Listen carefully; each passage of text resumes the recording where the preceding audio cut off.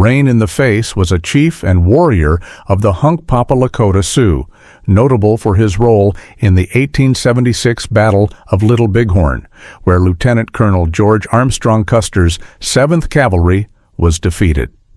Known for his courage and fighting prowess, he harbored a personal grudge against Custer, believing the officer had killed his brother and sister in an earlier conflict. Some reports claim Rain in the Face was among those who attacked Custer's unit and might have delivered the fatal blow to Custer himself, though historians dispute this, and the exact details of Custer's death remain uncertain.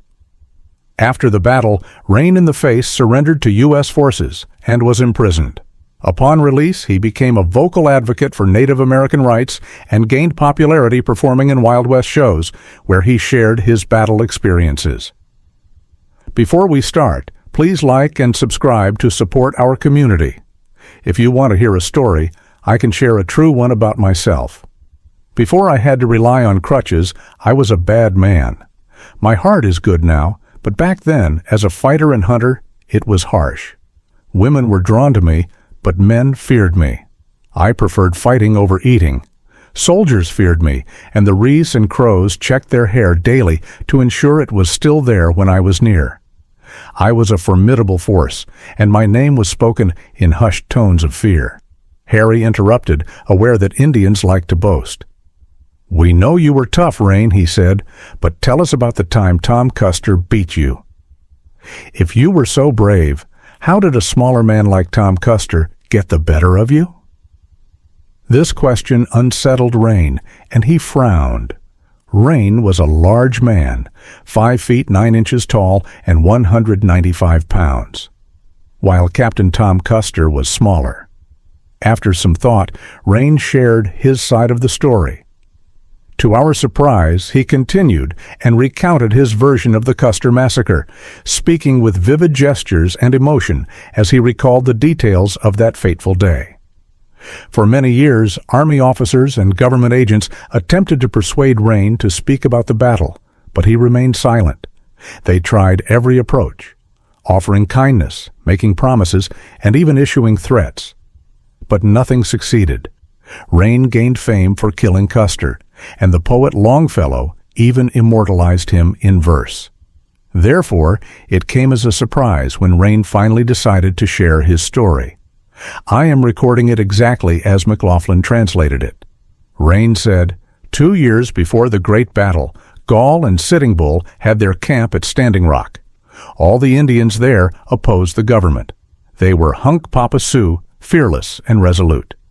The Yanktonais, on the other hand, were friendly Indians who stayed near the agency, seeking food and supplies. We enjoyed ourselves greatly in the hostile camp, engaging in dancing, racing, shooting, and various games. There was an abundance of buffalo and deer for food, and many ponies. I was well liked by the girls, who often teased me to provoke anger. When angered, I was ready to fight. One night, a girl dared me to go to Fort Lincoln and kill a white man. I warned her it was too risky, with soldiers always on guard and scouts nearby. She replied, "A brave man isn't afraid. If you're a coward, don't go. I'll find someone else who isn't afraid, someone who has danced in the Sundance." That challenge was impossible to ignore. The other girls laughed, but the young men did not. They feared me, and I would have killed any who laughed. I went to my lodge, painted my face black, and armed myself with a gun, bow, and pony. Under the cover of darkness, I slipped away from camp and traveled 45 miles north to Fort Lincoln. For 2 days, I waited, searching for an opportunity to shoot a soldier. I had opportunities to kill a Ree-woman or a woodcutter, but I wanted to bring back a soldier's brass buttons to the girl who challenged me. I succeeded, and she proudly sewed the buttons onto her shawl. One morning, I spotted the storekeeper and a horse doctor heading to a spring. Long Yellow Hair and his men were riding back about 100 yards away. I rushed forward, shot the storekeeper, and struck the horse doctor with my war club. Then I fired arrows at them and cut off some buttons. Long Yellow Hair heard the gunfire and charged back.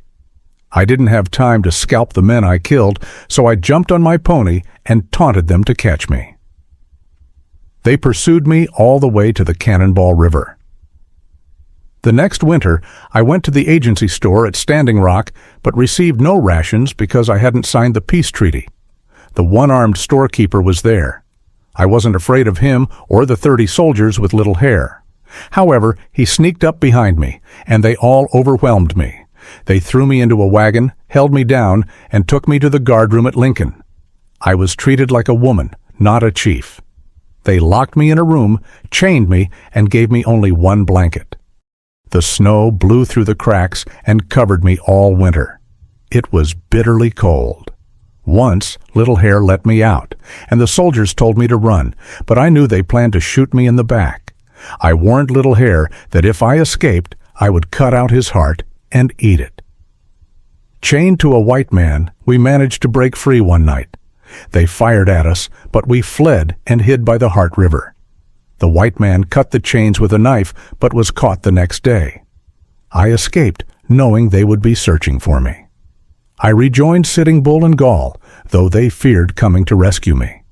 To remind Little Hair of my vow, I sent him a bloody heart painted on buffalo skin. When I next saw him, I took his heart. That's all I'll say. Most of this matched the government's account of the sutler and Surgeon Hunsinger's deaths, so we believed it true. But we wanted to hear about Tom Custer's heart. When McFadden showed Rain a sketch of Custer's last charge and asked if it resembled the fight, Rain studied it and then burst out laughing. No, that picture is false. Soldiers didn't fight us with swords, but with guns and revolvers. They fought on foot, with every fourth man holding horses.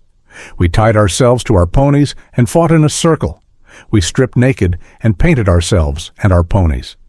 The picture shows us with bows and arrows, but we were better armed. Their guns only fired once, with shells stuck inside. I saw dozens of guns on the battlefield with shells still in them. The soldiers' guns malfunctioned, and when we saw this, we used our war clubs to knock them down easily, like killing sheep. Some soldiers begged for mercy, but we showed none. This picture is a lie, like all white men's depictions of Indians. Rain then turned the paper over and drew a large sideways S shape, explaining it was the Little Bighorn River. Our lodges lined the banks, shaped like a bent bow. When asked how many lodges there were, he said many, many times 10. We were like blades of grass. There were about 4,000 to 6,000 Indians, so at least 1,000 lodges. Sitting Bull performed powerful medicine on a hill, carrying it back in a bag on a coup stick, and gave a big speech. He said the Great Spirit warned him the soldiers were coming, but assured us we would defeat them. His speech lifted our spirits. The next day, our runners confirmed the soldiers were approaching. Sitting Bull had the women set up empty lodges to deceive the rescouts, while the river's brush and bends concealed our real lodges. Sitting Bull then left to make more medicine and didn't return until after the battle. Though a great chief, he did not fight that day. Gall was the head chief, Crazy Horse led the Cheyennes, and Goose led the Bannocks. I wasn't a head chief, but led a band of fierce Hunkpapa warriors. We knew the soldiers' horses were exhausted and that they were misled by the empty lodges, thinking we were a small group. We were prepared and fought bravely, knowing the soldiers made a critical mistake when they divided their forces. Gall led most of the Indians up the river to cut off the soldiers. When we saw the rescouts stayed back with long yellow hair, we were relieved. We let them come over the bluffs, and some of our young men attacked them from behind. Then we revealed our line, and the soldiers charged. They fell back under our fire, while our young men behind them opened fire. We saw officers talking and pointing, but they all looked the same to me. I didn't see long yellow hair then or afterward. We heard the soldiers singing their death song. They knew they were trapped. They dismounted, with every fourth man holding the other's ponies. We closed in like a wave on sand. We shot the pony holders and stampeded the ponies by waving our blankets. Our women caught the ponies because the soldiers were exhausted. I had sung the war song and smelled the gun smoke. My heart was fierce, and I was like a man without reason.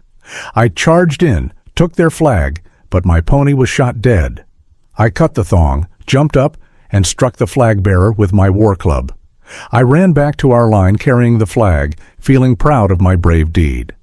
Our warriors cheered, and the fight continued.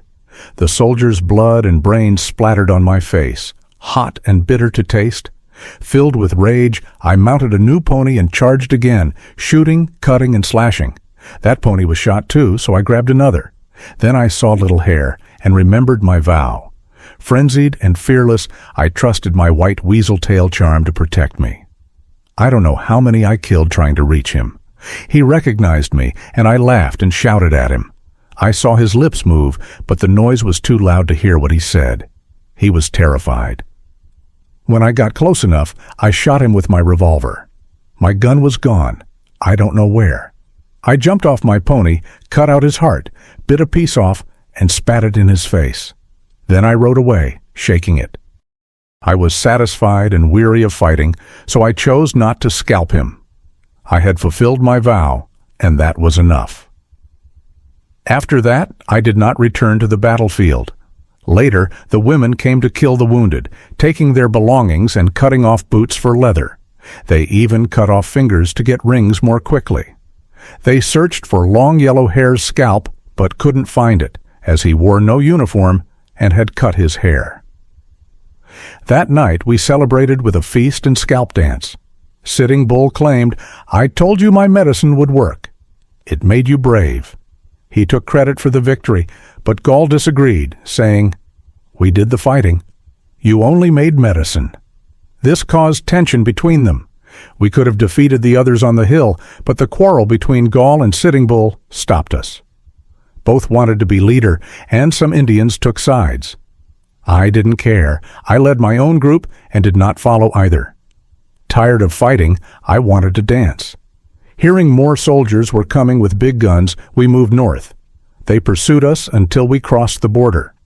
I stayed there until Sitting Bull returned, then I came back with him. I was happy to be home. That's my story.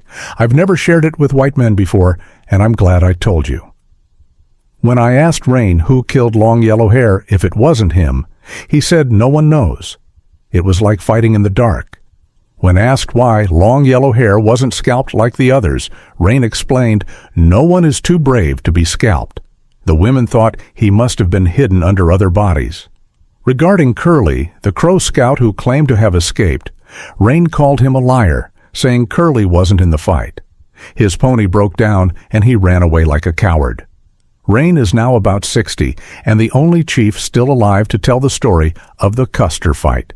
He can write his name in English but doesn't understand its significance.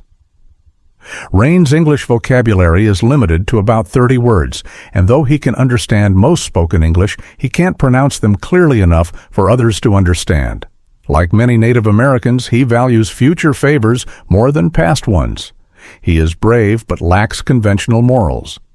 Despite this, he keeps his promises, though it requires great patience to get him to make one. Even at 60, Rain remains strong and physically imposing, resembling the idealized Indian from Fenimore Cooper's novels. His reliability in keeping promises is his redeeming quality. I hope this first-hand account offers you a fresh perspective on the Battle of Little Bighorn during the Great Sioux War of 1876. Stay tuned for more videos like this, as I plan to share more first-hand stories from various battles. Have a great day, and see you next time.